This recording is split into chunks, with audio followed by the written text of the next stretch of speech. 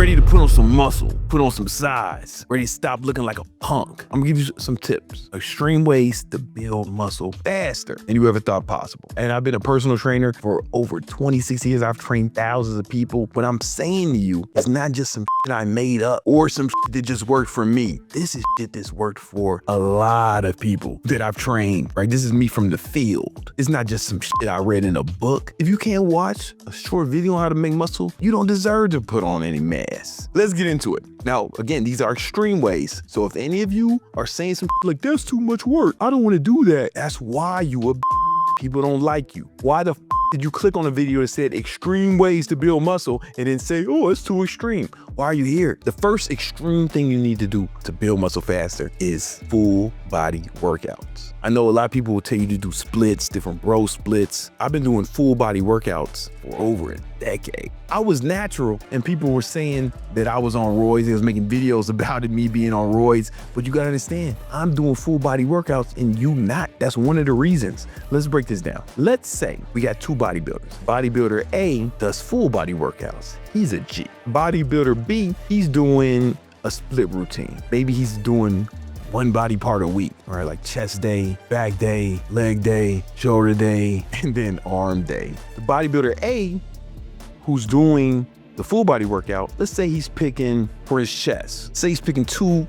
exercises, and it's probably gonna be 2 compound movements. So he's doing something like bench press or bench press and dips, whatever. 4 sets for his chest. Let's just say he's doing something modest, like 3 full body workouts a week. Every session he's doing 8 sets of chest, right? Each week he's getting 24 sets of chest exercise. If we spread that out over a year, right, 24 sets, 52 weeks, that's gonna have him at 1,248 sets per year. All right, keep that number in mind.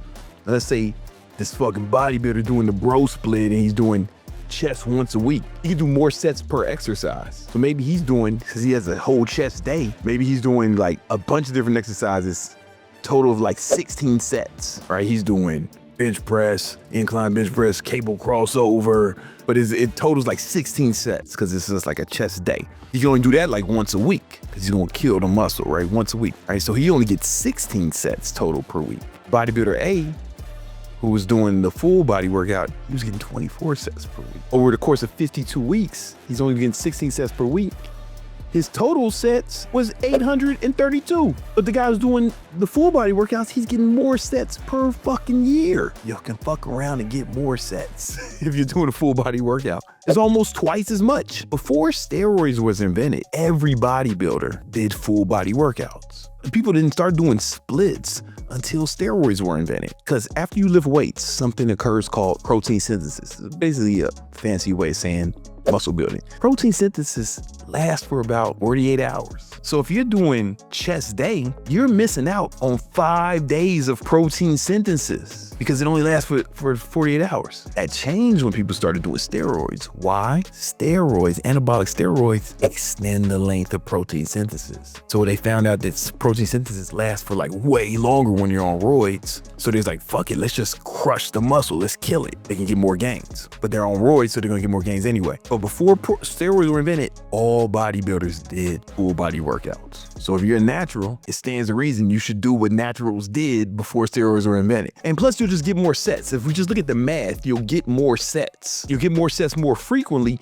because protein synthesis lasts for 48 hours. So after 48 hours, you train the muscle. After 48 hours, you do another full body workout, boom. Now you're consistently in a muscle building stage. Each muscle is in a muscle building stage consistently. If you're doing splits, then you're missing out on a lot of potential muscle growth. But here's another part of it. When you do full body workouts, you should only do compound movements. These are big body movements because compound movements put on the most muscle. Compound movement can be classified as like a multi-joint movement. Bench press is a compound movement because you can see you're using this joint here and you're using the joint here. Boom, a multi-joint movement. Where isolation movement, something could be a single joint movement. It would be cable crossover, right? Because you're only moving here. Single joint movement, you're only moving here, right? That's the isolation movement. It's a fact, it's not debatable. Compound movements are better for putting on size. It's not up for debate. You're doing full body workouts, we're not doing isolation movements. Except for arms and calves, right? Because it's at the end of the chain, right? So it's like you can only do one joint to hit bicep and tricep. But for the most part, we're doing all compound movements. So not only are you getting more sets per year, you're getting better sets when it comes to building muscle because it's all compound movements. If you're doing chest day, you're not doing it all compound movements. You're gonna be doing a bunch of isolation shit as well. And that's okay if you're on roids. Full body workouts, compound movements. You have increased protein synthesis and you get more sets. This is one of the big reasons people thought I was on steroids for so long, because they were doing splits. Everyone else is doing splits because they got it from muscle magazines and shit. But these muscle magazines were made by and for steroid users. So when you structure your full body workout, you should pick 1 or 2 compound movements per body part, except for arms and calves, right? So chest, compound movements include barbell bench press, dumbbell bench press, incline barbell press, incline dumbbell press, dips, push-ups, shit like that. But if you want to build the most muscle, you don't want to fuck with dumbbells. You want to fuck with barbells. Barbells will put on more muscle than dumbbells because it's what's called a closed chain movement. So in dumbbells, you can fucking, the arms move independently. You can do whatever you want when you're bench pressing, right? But barbells, your hands are stationary. They can't move independently. The chain is closed. That's why it's called a closed chain movement. Closed chain movements will put on more muscle. I would focus on barbells, barbell bench press, incline barbell bench press. Dips is a closed chain movement as well. For back, you got deadlifts. Deadlifts actually work your whole posterior chain. They work your back, parts of your legs. It's a good back exercise too. Pull-ups, chin-ups, bent over barbell rows, T-bar rows, and we can throw in cable rows as well, seated cable rows. Shoulders, you got overhead press. That's really the main one.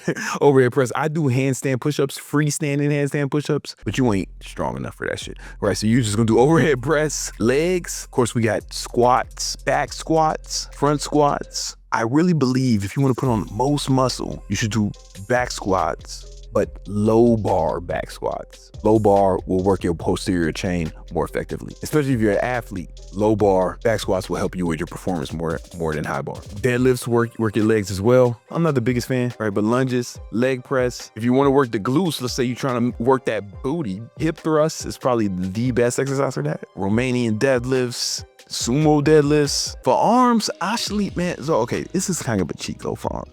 You can do chin-ups. If you want to work your bicep more, lock out when you go to the bottom of the movement and then pull up. If you want to work your back more, you don't lock out at the top of the movement, right? Because your bicep will get too much work. So if I wanted to work my back more doing chin-ups, what I do is I would move my thumbs around here so that my hands are like hooks, and I would not fully extend my biceps. If I want to do chin-ups in a way that work my biceps more, like it's a compound movement for my biceps, I want to wrap my thumb around and I want to fully extend at the bottom and then come up. Chin-ups is good for that. Dips, same kind of thing. If I want to work my triceps more, I won't lean forward as much. I'll make sure that I lock out at the top. So I really squeeze my triceps. You can see it squeeze. If I want to do dips and wanted to work my chest more, I would lean forward more and I wouldn't lock out. A super underrated tricep exercise is closed grip bench press. You get a bench press with the barbell, close and get a closed grip and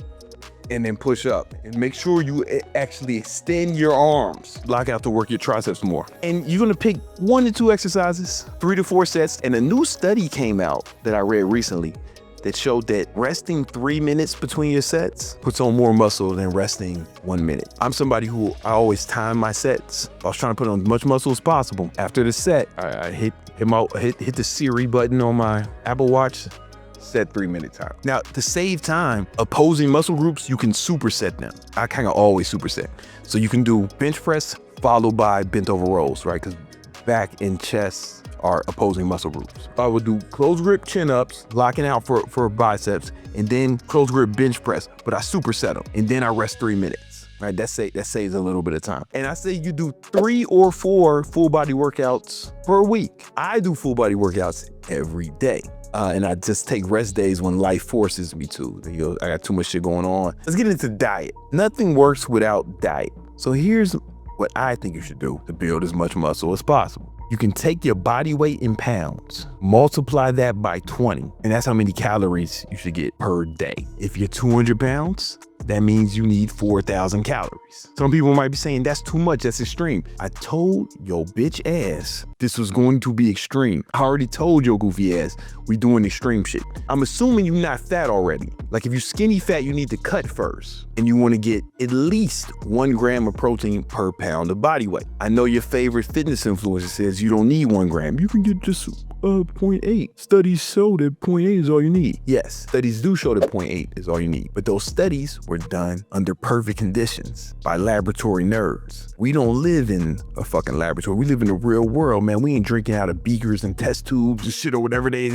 had them doing. In the real world, the FDA allows food labels to be off by 20%. So you get something that says it has 10 grams of protein, it might be 12 grams, it might be 8. I'd rather you get 1 gram of protein per pound of body weight because that will make up for any mislabelings because the FDA allows labels to be off by 20%. So we make up for it by making sure you get 20% more. And if you get too much protein, it's cool. There's no negative ramifications for too much protein. What about fats and carbohydrates? Don't care what you're doing. Tons of carbs or tons of fat, but you need to pick one. You got to do either high fat or high carbs. When you mix fat and carbs, that's when things start to go haywire and your body has different hormonal responses to that. Both work. Most important thing is calories and protein. I like low carbs. I bulked on keto with the same formula. It's worked out great. A lot of people do high carbs and low fat. Most bodybuilders do low fat and high carbs. And there might be an advantage to that because